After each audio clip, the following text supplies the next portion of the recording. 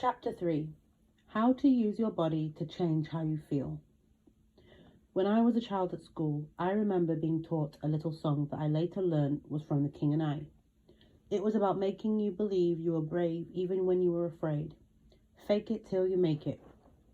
When we feel happy, it's usually written all over our face. It also comes across in our body language, our shoulders, the way we walk, stand, sit, and how we breathe. The same can be said when we're feeling sad or stressed. Our face and body convey it. This much most people know, but what few know is that it goes the other way too. Just as our mind affects our body also affects our mind. A lot of what we know about this comes from studying animals. If a dog is nervous, notice that its tail tucks into its rear. If you lift its tail up, it actually lifts the dog's confidence. We can consciously use our bodies to change how we feel about ourselves. In my experience, it's actually the fastest way to change how you feel at any moment. It works because body and mind are intertwined. Most people think of emotion as just a feeling, but did you know that it is actually smeared throughout your body? There are 4 components of emotion. 1, being emotion. 2, brain chemistry. An emotion is connected to the brain chemistry of that emotion. That basically means that when we feel happy, our brain produces serotonin, dopamine, and sometimes endogenous opiates, the brain's own versions of morphine and heroin. These are all happy chemicals. When we feel happy, we produce happy brain chemistry. 3, the autonomic nervous system.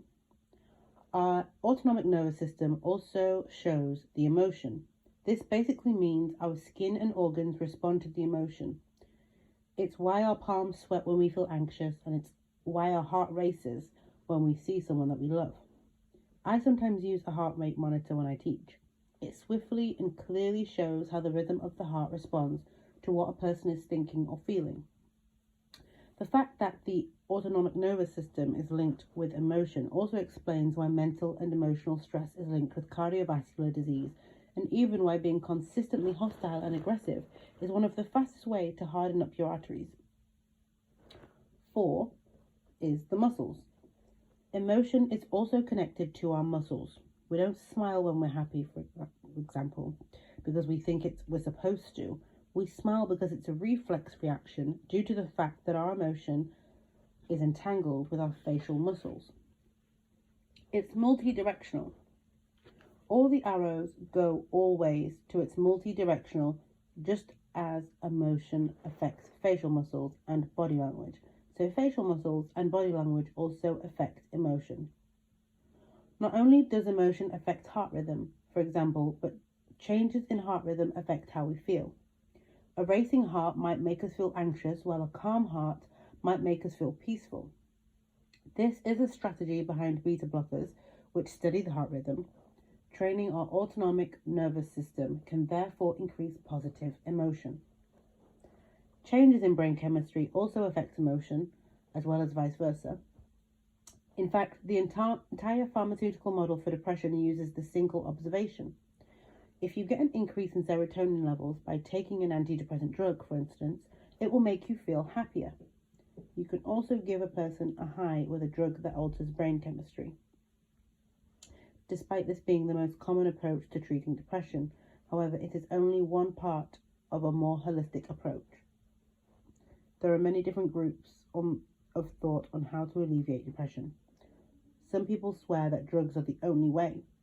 Others say nutrition is better. Actually, both affect our brain chemistry, and this then affects our emotions. Some say a regular meditation practice is the best. Others say it's all about releasing suppressed emotion, and yet others insist it's all about finding meaning and purpose in life. All 3 of these approaches relax the autonomic nervous system, though, and this then has a net positive effect on emotion. They are really just different parts of the same phenomenon. Emotion is literally smeared throughout the body. So we can change how we feel by using our mind, improving our nutrition, or taking medicines that impact brain chemistry. calming our nervous system, moving our body in a way that reflects how we want to feel. They all work, but the fastest of these at changing how we feel at any given moment, and the easiest way to produce long-term changes, is using our body. If we want to feel stressed, for example, we can get there pretty quickly if we start moving our body in a jerky fashion and speaking more quickly. We can speed it up even more if we take shallow breaths. This is great news. Why? It shows that moving our body can produce the feeling we want to produce. So if you want to feel happy, we can move our body in a way that says, I feel happy. And lo and behold, we feel happy. Surely it can't be that simple. Surely everyone would be doing it if it were. The trouble is, hardly anybody knows anything about this. It's hardly a mainstream idea yet, unless you happen to study neuroscience or read one of the popular science and self-help books out there. Chances are that you won't have heard of it. It always amazes me to see eyes widen in surprise each time I present this kind of stuff to professional audiences. It's almost always completely new information. Some clever therapists are, however, already suggesting that some of their clients and patients do in fact fake it till they make it. Laugh Doctor Cliff Kuhn is one of them. He encourages patients with depression to laugh and smile on purpose. He reports that those willing to practice it experience mood elevation and a reduction in symptoms almost instantaneously.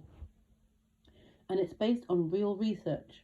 Simply using facial muscles, researchers at the University of Alaska asked volunteers to look at photographs of people who were either smiling or frowning. Half of the volunteers were asked simply to look at the faces, but the other half were asked to copy the smile or the frown. Immediately afterwards, they had their mood assessed. Those who copied a smile enjoyed a more positive mood, and those who copied a frown felt less positive. Those who simply looked at the faces didn't feel any different. Interestingly, the results were even more pronounced when the volunteers copied the facial expressions whilst looking at themselves in a mirror. In these instances, it was movement of the muscle of the face in a way that the brain recognized was correlated with happiness that produced the more positive feelings. Moving other areas of our body works in the same way.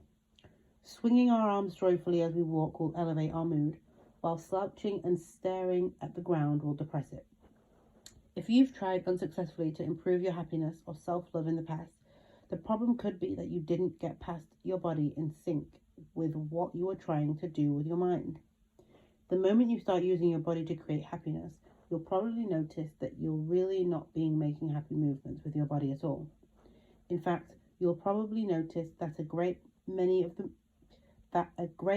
the movements you do make, how you stand and hold your body most of the time, how you speak, actually convey unhappiness or low self-worth.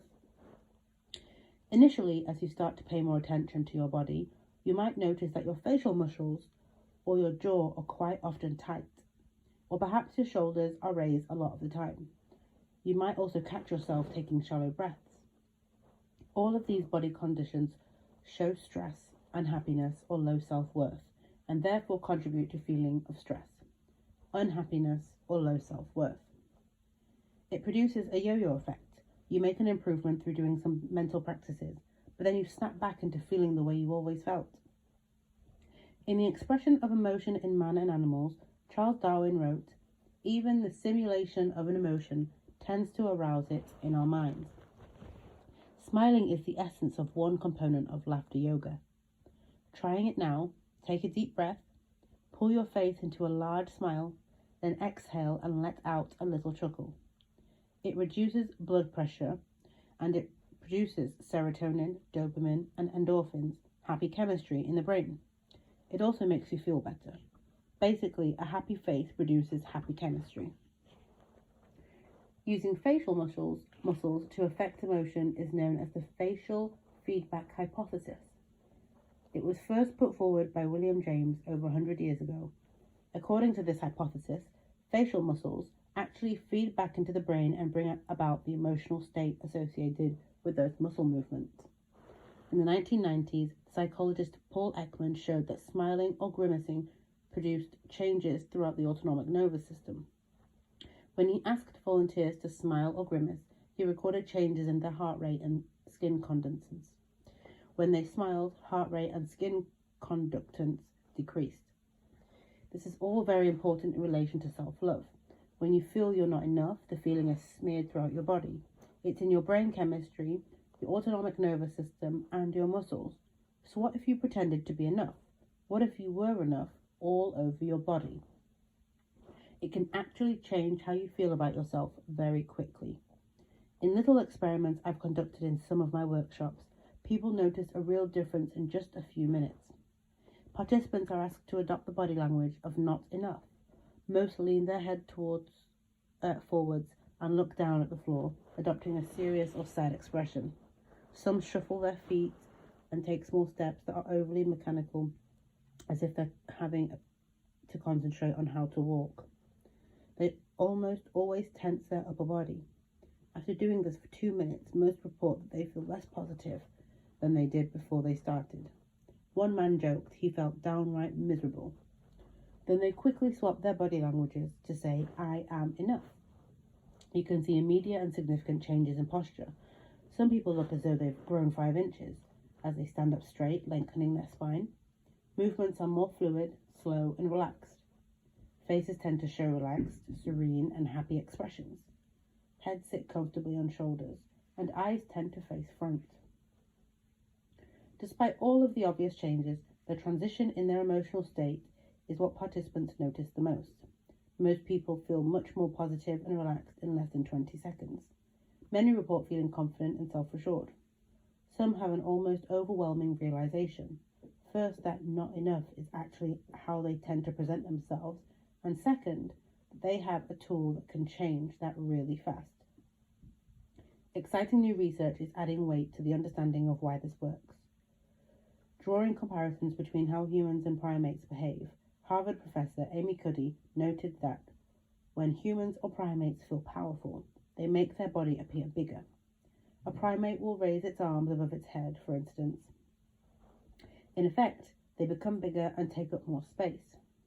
When people feel nervous before, say, giving a presentation or being interviewed for a job, have you noticed how many shrink in their chairs, curving their spines or fold their arms, pulling their shoulders forwards or inwards? Nowadays, they also slouch over their phones. In effect, they become smaller. Cuddy reasoned that if people actually made themselves bigger by adopting a confident, high-power posture, it would affect how they felt. She wrote, "In both human and non-human primates, expansive open postures reflect high power, whereas contractive closed postures reflect low power. Not only do these postures reflect power, they also produce it." The key in this last line is, not only do these postures reflect power, they also produce it. Professor Cuddy invited participants to hold a power pose for just 2 minutes and measured level of cortisol and testosterone in their saliva before and afterwards.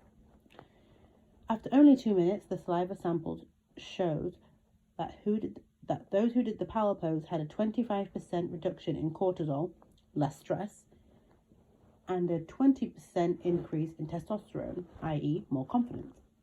And people who did weak poses, i.e. poses which made their body seem smaller and weaker, their chemistry went into the opposite direction. They had 15% increase in cortisol, more stress, and a 10% decrease in testosterone, less confidence. The net effect was, power pose produces confidence, weak pose produces fear. The experiment showed that the positioning of the body directly affects its chemistry. It also affected how the participants felt, and you can now understand why. Because body, posture, and chemistry affect emotion. Participants who did the power poses also said they felt powerful and in charge. When Cuddy and her colleagues invited them to participate in a risk-taking game, they were found to be more confident and less afraid to take risks than the people who did weak poses. The participants were each given $2 and invited to roll a dice with a 50-50 odds of doubling their money or losing it. 86% of the high power posers took the risk, while only 60% of the lower posers did. Not only did a 2-minute power pose increase the chemistry of confidence, but it translated into a more confident behavior too. And remember, This was simply from being conscious of body language just for 2 minutes. If you want to know how to do a power pose, think or look up Wonder Woman, upright stance, spine erect, head and eyes forward, legs shoulder width apart, shoulders back and hands on hips. It always says, I am enough. Cuddy went further with the research and in separate experiment measured how power poses affected volunteers who were about to give a presentation, something which tends to make a lot of people nervous. Could a 2-minute power pose affect how a person functioned in the real world? Half of the volunteers did a 2-minute power pose before giving a short presentation, while the other half did a weak pose, the kind most people actually do before a presentation, which betrays the fact that they're nervous or lacking in confidence. A weak pose is one that makes them smaller in many ways. Arms folded, shoulders rounded, body leaning forwards, etc. Their presentations were assessed by a panel who also rated fluidity of speaking, vocal tone, hesitation, pauses, mistakes, etc. The panel didn't know which pose each person had done, but they rated the presentations given by the power poses as of much higher quality than the presentations of the weak poses. The power poses were more fluid in their communication and showed less resilience on their notes. The weak posers conveyed much less confidence. They stuttered more and used their notes more. The judges were also asked whom they would employ if the presentation had been part of the job interview. Their choices were always those who had done the power pose. In some of my talks and workshops on self-love, I enjoy getting the entire audience power posing for 2 minutes. I time it. It's surprising how long 2 minutes feels when you're standing in a silent room full of people in a power pose. It's actually a lot of fun and produces quite a bit of laughter. Think of how your own daily interactions might be different if you practice power posing. A few weeks after I taught power posing during a talk I delivered at a conference, I received an email which said, I was due to go for a first interview a few days after the love course, and I just wanted to drop you a line and say thank you for the power pose. I felt a bit of a prat standing next to my car in the Coventry Arena doing it, so much so that I opted to visualise doing it in my head for the second interview, but it still had the same effect, and I got the job. New research studies are adding weight to the fact that body posture affects how we feel. In a 2014 study by scientists at the University of Auckland, New Zealand, 74 participants were asked to sit in an upright or slumped position. They even had their backs strapped with physiotherapy tape to ensure that their posture remained constant. They then were given a stressful task whereby they had to tell the panel why they were the best candidate for a fictitious dream job. Having only about 5 minutes to prepare, those who sat in an upright position reported higher self-esteem than those who sat slumped. They also had more positive moods and lower fear. The scientists even noticed that they had used more positive words than those who had sat slumped. They were also more effective. Our muscles, posture, body language, breathing, heart rate, and many other physiological parameters not only affect our physical chemistry, but also affect our brain networks. Furthermore, consistent changes in any of these change our brain networks. For example, people who meditate regularly tend to have more connections in the front part of their brain above the eyes, an area known as the prefrontal cortex. It thickens and becomes denser in connections on account of the meditation practice.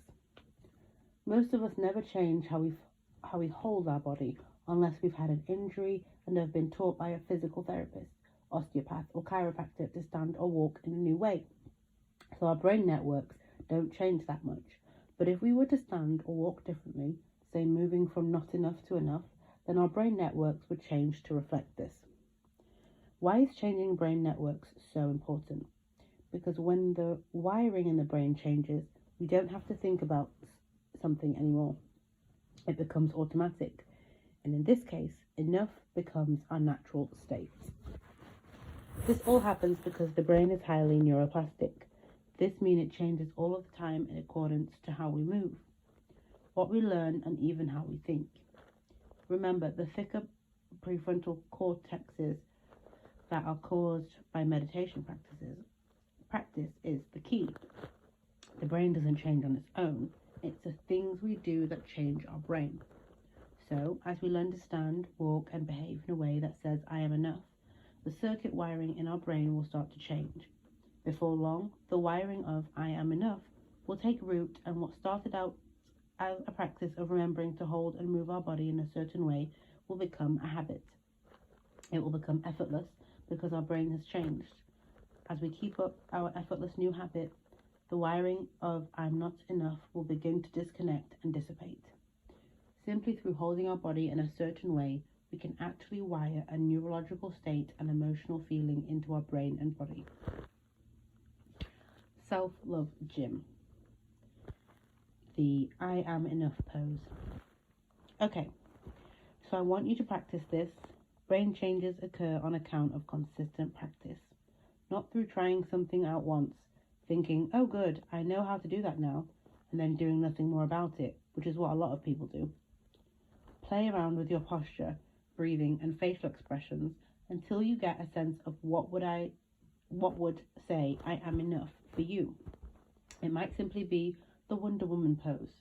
It might just be a relaxed posture with an erect spine, loose shoulders, and hands by your side. Find the posture that's right for you. Also, play around with the way that you speak. Let I am enough be reflected in your vocal tone and the rate and the control of your speech. Test it out walking too. A good way to do this is taking an empowering affirmation and literally wear it. For example, the first time I did this was after a situation with an aggressive person. The affirmation I created was, today I love myself more than I've ever done before. I have only positive interactions with people and I carry myself with confidence and pride. I wore that affirmation all over my body as I walked. I let it diffuse through my face and my shoulders and my breath. The effect was huge and it happened very quickly. An affirmation does become much stronger when your posture helps wire its meaning into your brain. Once you've got your body posture sorted, here's what to do next. Pay attention to your body language over the next few days and practice changing how you feel by changing your body. How you walk, stand, sit, breathe, what you do with your head, shoulders, chest, etc. The more you try it, the easier it'll become and the faster it'll work. Practice your I am enough pose as often as you can. Choose a specific situation where typically show low self-worth. For example, do you feel self-conscious in some social or professional situations? Do you act submissively around certain people, effectively giving your personal power away? Whatever the situation, do your I am enough pose before you enter it, and then enter it walking and talking in I am enough mode. Notice how you feel. Make a note of any differences from the usual outcome. Anytime you feel that you're not enough, shift into your I am enough pose. The more you practice it, the better you'll get at it. This is because each time you're wiring I am enough more deeply into your brain networks. Taking selfies. A photo of yourself taken by yourself while holding a camera. It's a bit of a craze these days. I've taken quite a few myself. It's fun, and each time I put on a big smile, it always looks as though I'm having a great time. When we take selfies, we all go into auto pose, an automatic smile or gesture that gives the impression that we're having the time of our life. But are we? As you know, I'm a firm believer in fake it till you make it, but the faking has to be done with intent. It has to be a full-on conscious pretend performed with the awareness that pretending with intent can actually bring about the feelings we want. But it's also okay to have a bad day and not feel under pressure to do I am enough pose. It's okay to feel a bit sad. Sometimes it's needed and can lead you into an insight about something that's causing some pain in your life. Sometimes it can lead you to nurturing yourself. It's perfectly okay just to be yourself, however you're feeling. It's a big part of what self-love is. If that means happy, so be it. If it means sad, so be it. Love your selfie regardless. In summary, most of us understand that our emotions affect our body. When we feel emotionally tense, our body will also tense. When we feel happy, our face relaxes. we smile and our breathing is more fluid. But it goes in reverse too. Tensing our body can make us feel emotionally tense, while relaxing our face, smiling and breathing fluidly can actually make us feel happier. Research at Harvard University has shown that just 2 minutes of intentional body posture can affect body chemistry and feelings of confidence. So, if feelings of low self-worth are reflected in your body, perhaps through stooping, looking down, or tensing your shoulders, you can cultivate healthier feelings of self-worth simply by adopting a posture and movements that reflect power. It works really quickly too.